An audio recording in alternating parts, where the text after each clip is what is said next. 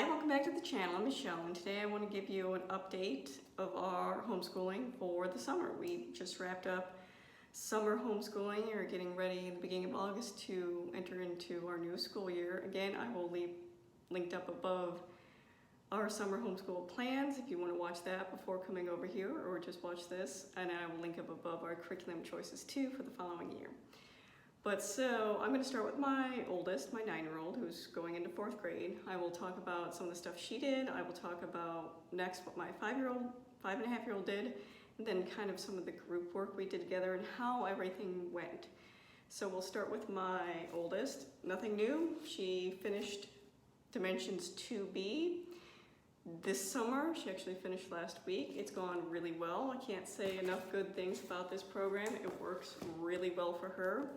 What I really like about the test booklet is most of the time she gets all of them right. Not all of it. She usually will miss at least one problem during the tests, but she does this independently, and it's really showing me that she's understanding the information she's learning. And I also keep these for her portfolio. So that went really well. She was excited to finish 2B, and we'll be entering 3A the beginning of the school year. She also finished 2 of her multiplication fact books, so I had her do 1 sheet a day out of these just fun workbooks to just keep her multiplication division facts fresh. She had no issue doing that. There was no pushback or anything like that. She actually thought it was kind of fun, so she finished this book. She did it a couple times. She finished another multiplication book, which is somewhere in her room. I have no idea. She's currently working on this one, but it really has helped keep those facts fresh. I check over her work every day to make sure the answers are correct, and I'm really surprised how quickly her multiplication facts seem to come to her, because she can do most of these pages in under a minute now, and she can do things like 8 times 6, which I would consider a harder multiplication to remember. It actually takes me time to do some of the problems looking over her work, but it's instant for her, which is the point, which is great. So another thing we started was all about spelling. I was hoping to do both my girls with this, but my 5.5-year-old is capable of doing a lot of it right now. She's almost finished with All About Reading Level 1, but there's just too much gap between them. The skill level, it would be more effort on my part to do it together, so I'm going to wait till my 5.5-year-old is completely finished with Level 1 before starting this. But my 9-year-old flew through the book. We're almost done. A lot of it is easy for her because she reads a lot and she's just used to seeing a lot of the words. But especially I've noticed in her writing, and she's noticed as well, that she needs a refresher of some of the rules when it comes to spelling. And this has really helped with that. And we're starting to reach the point towards the end of this book where it's not so easy. She's having to think about it and literally sound things out and think about the vowel rules and different things like that. So it's been working really well for her. For grammar, she is doing IEW, and I have to say this has gone really, really good. That's actually what this board is behind me. I'll use it in a minute. She's doing Level A. She is on week 16. I think there's 24 weeks if I remember correctly. She'll finish around September when she finishes this. But I wanted to show you an example of her work. So this is what's required for a couple weeks ago, a camel and a tent. So she was given a story, so pictures in a story. She had to make a keyword outline. So in the very beginning of the IEW, it kind of goes through the process with you through the text, and now she's getting to the point where she's adding in her own creativity in it, because she can make whatever she wants out of these pictures. The story can go however she wants it to go, and it's gotten pretty interesting actually. So the creativity part is coming in, which is nice, but she made her keyword outline based on just looking at the pictures, and then she was able to take that and write 3 paragraphs. So each of these pictures represented a paragraph. So, and of course this is done over a course of a week, so like a paragraph a day. It's not the first day you do a keyword outline, second day you do 1 paragraph, so on and so on. But what I really like is this part right here. So every paragraph you're required to have an ly adverb, a who, which clause, a strong verb, because, and a quality adjective for every single paragraph. Now, I will tell you, around week, when I say 7 or 8, there was some pushback. It was one of the first times she was asked to, because you add to this dress-up list as time goes on. This wasn't all she had to do in week 7. But that was the first time it felt a bit overwhelming to her. And that was when I got a little pushback. But I want you to understand why there was pushback. It's not because she couldn't do it, because it was the first time she was being asked to do something that seemed like a lot. Once she did it, she realized she could, and it wasn't as difficult as she perceived it. She has a lot of mental blocking with that. So right now, she can do all of these things in her paragraph like that. She doesn't have to think about it. It's becoming a habit, which is, I think, the point of the writing curriculum, that the less you actually think, your brain doesn't have to think about it, it automatically is putting these things in. So when she's looking for an ly adverb, she can pick one really quick and include it. And it's gone really well. And because in the end of the week, she hands in her paper for corrections. And the only thing I've noticed that she's missing is the spelling rules. So most of the corrections she's making are just spelling words. She's doing all of this really well. And it's funny because she's actually using this in other forms too. For example, we were at church a couple of weeks ago, and during the sermon, she was writing stuff down, and I look over and she was making a keyword outline of the sermon, writing down keywords from the sermon, and then at the end of the sermon, she took her words and turned it into a complete sentence about summarizing what the entire sermon was about. So it's really interesting to see her use that in other aspects of her life that's just becoming kind of ingrained, which is really nice because writing is an essential component. So I've been really, really pleased with that. And to go with writing, we've been doing Michael Clayton Thompson. We finished Grammar Island, so she's just been doing a page out of this probably twice a week. So she'll do this, and we're working on building language, which kind of talks about the root of words and things like that. Again, going really well. I wanted to show an example of what she's capable of from using this program. So for this, you tell what part of speech it is, so the underlined word. So you tell if it's a noun, verb, adjective, preposition, interjection. Funny thing is, I don't think a lot of adults could actually do this. And this, again, is becoming that habit for her. And you might ask, okay, why is it important to know those things? When you think about writing a good sentence, for example, the cat sat, right? You got a subject, predicate in there, verb, it's a sentence. Is it a good sentence? No. So how would she improve in that sentence? Well, she knows that if she has a noun, she can add an adjective to it to modify that noun. So what is the cat? Fluffy. And she has sat. She can add an adverb to that verb. How did the cat sit? Quickly, suddenly, things like that. And then she can add on to it, add a preposition. Where did he sit? On the couch. And again, she can add to the noun couch.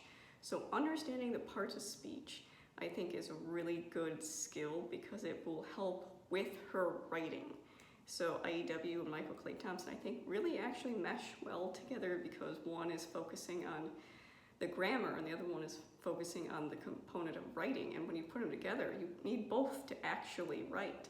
So I think this has done an incredibly great job in teaching her parts of speech, parts of a sentence, and being able to build her skill level when it comes to those things. So that is everything for my 9-year-old. Now, she did do horseback riding this summer, which she'll continue throughout the year. She did a book club where they did, surprise, a book about horses because it's by the same teacher, so they would read a chapter and talk about it and discuss it, and then they would actually do some work with the horse. So she's really enjoyed that. That ends the last week of summer, so that's exciting. That is everything she's done independently. So now to my 5-year-old, she again is doing very similar work to what she was doing before. She's still doing core knowledge, handwriting / phonics. She can do these independently. She can read these words. She can fill out what they are. Very similar to Explode the Code, except this is free, so it's nice, and she does have handwriting practice. She, of course, is still working through, or no, she just finished this last week, KB, so she will start her next year with 1A and 1B, and again, it's gone well for her. She doesn't have any issues with it. She enjoys the little games and the books suggested for it. We're still working our way through this. I feel like one day we will finish, but I have noticed that her fluency has gotten better. And also I would say her stamina with reading. She's able to read longer sections than she was before, which I think is good, building up those skills again. One thing that my 5.5-year-old asked to continue that wasn't originally, I believe, on our schedule was Spanish. We got this originally to do as a family, and we got about halfway as a family, and then other things got put on the list to do. My 5.5-year-old asked to bring this back, and my 9-year-old wasn't interested in joining us with it, which is fine. So I did it with my 5-year-old, and she's really enjoying it. She enjoys the activities, she enjoys the songs, and she usually just fills out a page a day. What I like, a lot of it is just circling and matching, so she doesn't necessarily have to write a lot. Even the writing, there's a lot of tracing. So it's very friendly to her age group. She doesn't have to worry about spelling things correctly. Same with reading. I'm not so keen on her being able to necessarily read the Spanish words, but being able to verbalize it, I think, is more important, because I frankly can read Spanish pretty well, but I can't speak it well. I'm not fluent in it in any means. So the fact that she is building the fluency already, I think, is really impressive, and she enjoys it, so win for her. And this summer she also did swimming lessons, which went really well. She really enjoyed herself with that. And let's get into our group subjects. So we did art, and I said in my previous video that we were going to do Hartford. This went really, really well, simple, to the point. I think this is the first grade level, so since I have a kindergartner and a 3rd grader, this was kind of our in-between. I do have the 2nd and 3rd and 4th grade books as well that we'll continue to use, but I brought some examples that the girls said I could share. So one of the units was about self-portraits, and they talked about a specific artist and how a self-portrait is made, and then their activity was to make self-portraits. So this was my 9-year-old self-portrait. And she also did self-portraits of different people. I thought that was cool. They did a unit on shapes and how you can find different shapes in pictures, lines, curves, different things like that. So they each created their own picture out of shapes, just cutting out basic shapes. They did still life. This was my 5-year-old still life of her buddy. And this was my 9-year-old still life of her favorite toys. One of the units we just did was shading and tinting and cool and dark colors, and learning how to apply tint and different shading techniques to get what you want. So this was my 9-year-old's take on a dark picture, so using darker colors. And this was my 5-year-old's use of dark colors, but that the swing set was lighter. So I think they got a lot out of it, and it's not asking a lot from you. Like, again, we have all the supplies on hand. It's worked really well. It's simple, and we actually do it, which I think is the most important part. We also did personal finance units or money units. If you want to see more, I have an entire list on that video I made about our summer homeschool, but we talked about many different subjects. We talked about budget. They learned how to purchase items to bake a cake and follow a recipe. We talked about scarcity, opportunity cost, savings goals, short-term versus long-term. We talked about physical money and banks. We talked about income. One of the books we read was about the Great Depression, and we talked about scarcity and bartering and trading. And it went really well. I think all the picture books aligned really well with it. The activities were very simple to do, and the kids had fun. So I'm glad we did that unit. What else did we do as a group? We did for June. We worked on these books. These are obviously by the name, 2 truths and a lie. One of them is lie, and you have to figure out of the articles which one of them is true using critical thinking, and there's a whole list you go through that comes online on the website of how to figure out if something is being truthful, it's being persuasive, it's being informative, things like that, essential skill. And we got, let's see, 3/4 of the way through this one and halfway through this one, and my kids, again, really enjoyed it. These are now on our bookshelves for them to read independently, and I have to say, my 9-year-old has already read both of them, so we enjoyed finishing that up. We did a Walt Disney unit using Bookshark. They had a free unit study to do, and I've always been curious about Bookshark because, again, we do like literature, and I wasn't really that impressed with it. My kids weren't really impressed with it either. First, the book suggested was very kind of like hero-y, like the Walt Disney's portrayed as someone who struggled and overcame that and opened this theme park, and didn't really talk much about his flaws as a human, and I think we do a disservice to our kids to present figures, autobiographies, where these people are seen as just really good, or they overcame something, did this great thing, which it could be true to their story, but there's also more to it. There was definitely some flaws with Walt Disney, and one of the video suggestions in there did talk about how he wasn't the nicest to his employees, and there was a strike and different things like that. But there are some definitely darker sides to Walt Disney too, that he's not necessarily this happy-go-lucky guy. So we did supplement some of that to give the idea that he's a human, he's a person, he has both good and bad parts, attributes like we all do. But the comprehension questions I thought were not very great. Like, they were literally, why did his workers go on strike? It was it wasn't asking a lot of deeper level thinking. It was basic comprehension questions. We didn't do copy work or dictation. We don't do that in our household. I don't see it as a point. There were some maps of, showing where he moved to, and again, the kids weren't really into that. There was a timeline. We didn't do the timeline. There was a family tree to talk about his family tree. And we did enjoy the video components because there was listed videos you could watch. I noticed that some of them are no longer listed from when this was sent out a while ago, that a lot of the links weren't there anymore. But it was like activities like word search puzzles, and nothing really adding value to what you're learning. It's more just busy work. Just because you add an activity that relates to what the subject you're learning about doesn't mean it's adding any value to your learning experience. Sometimes it's just adding busy work. So a lot of it I found busy work.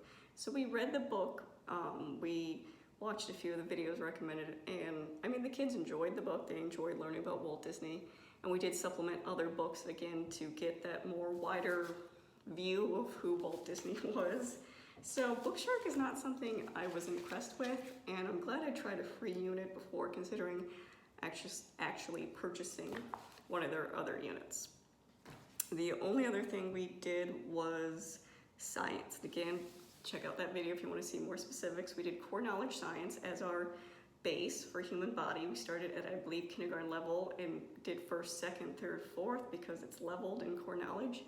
So kindergarten level was all about 5 senses. First grade was all about body systems. So we started in June. So we're doing about a unit a month. I would say we did the 5 senses in June. July we did body systems, so muscles, bones, blood circulation, things like that. We would do the activities and everything. It's outlined very well. Core Knowledge does a really good job with that. And I did supplement with library books and things like that. My extra school bus, of course.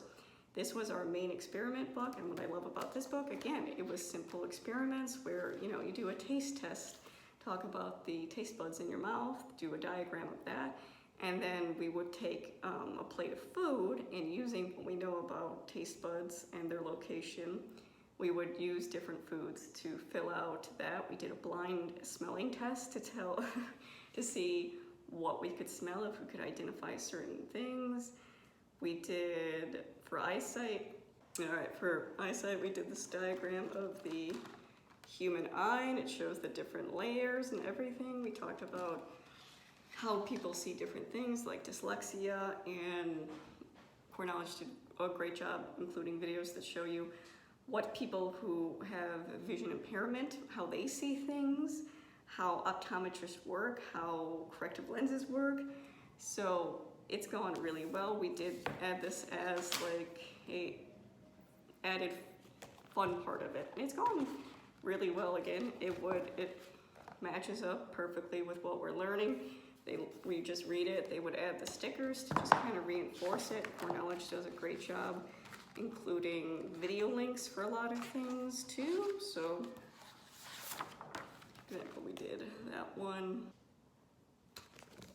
But like I've said, science has gone really well. And again, we will continue this into the academic school year because we still have, I think, 3 more units to get through before we would be at level for my daughter, and we're having fun doing the human body. It's been going really well.